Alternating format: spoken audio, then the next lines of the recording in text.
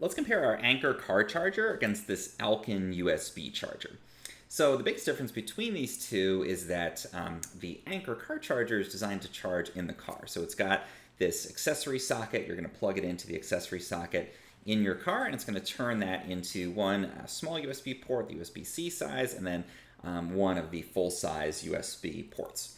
On the other hand, with the AILKIN charger, this is a home charger, so it plugs into a 120 volt outlet at home, and then it turns that into two large USB ports. So home charger here with the AILKIN versus car charger for the Anker. Different ports on the two.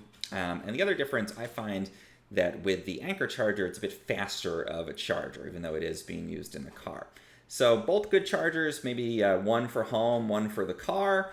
Just keep in mind, for both of them, you will need the right size cable to connect your device, or in this case, devices, since each supports two devices plugged into it, to the charger. So make sure you have the right cable for the device you want to charge up.